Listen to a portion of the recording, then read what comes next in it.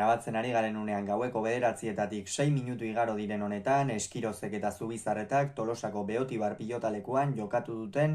buruzburuko B-serie txapelketako final zortzirenetako laugarren norgehiagokaren analisi egingo dugu. Zubizarreta zen favorito eta ez du hutsik egin 22 eta 18 irabazi ostean. Gogoratuko dugu Josu Eskiroz azkenera arte iritsi zela binakako B-serie txapelketan, azken partidan esan behar izan zioten agur final erdietan Senarrek eta biek txapelketari eta geroztik buruzburukoa prestatzen buru belarri dabil. Zubizarretak ere beste horren beste egin zuen,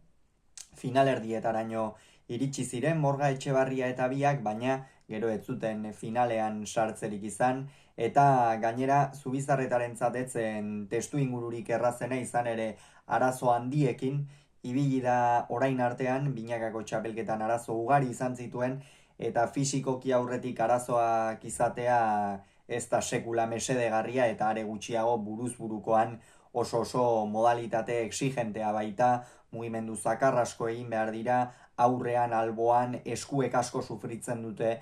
eta meritu handiko garaipena, esango nuke iraitz Zubizarretarena. Hasieratik gainera, bere ritmoan dantzan aritu da Josu Eskiroz. Zubizarretak sakeari etekin handia atera dio, Eskirozek eramaten zuen, baina bigarren pilota horretan etekin handia atera dio, eta horregatik 5 eta 0 aurreratu da partida hasieran. Eskiroz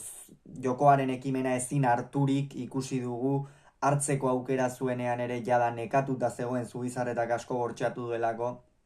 eta horren ondorioz 12 eta 3 aurreratu da, baina Eskirozen aurka edozein modalitateetan lana 22 arte egin behar izaten da, eta gaurkoan ere Makirria Inezkabartekoa horixe erakutsi du, partidari eusteko doaia baduela inolako zalantzari gabe, eta tantoak egin eta egin joan da,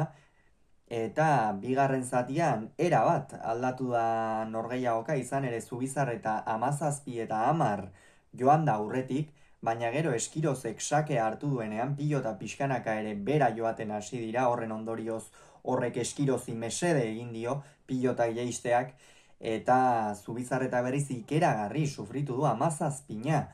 jarri dira. Zubizarreta tarte horretan tantoaren ekimena ezin harturik ibili da, erabat defentsan, Josu Eskiroz ematen eta gainera lehen zatian aukera izan duenean ez bezala bigarrenean pilota ezker horman gaizto jartzen, eta badakigu buruzburukoan pilota ezker horman sartzen duzunean tanto erdia egina daukazu askotan.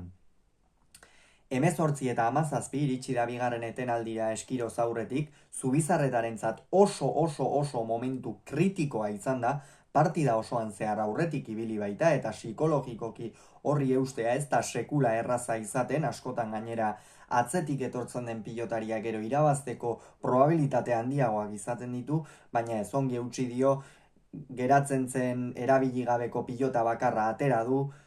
Zubizarretak, eta horrekin sakearekin minik eragarria egin dio, eta gero gainera errematean asmatu ostean 22 eta 18 irabazi dio azkenerako. Zubizarretak helburua bete du, orain 8 onenen artean, B-serieko 8 onenen artean izango da, eta zalantzari gabe txapelketa on bat egiteko esperantzan, eta Eskirozek berriz agur esan dio txapelketari, eta orain beste helburu batzuekin hasi beharko du udari begira hain zuzen ere. Beraz, Zubizarretako 22, Eskirozek 18, Zubizarreta final laurdenetan izango da.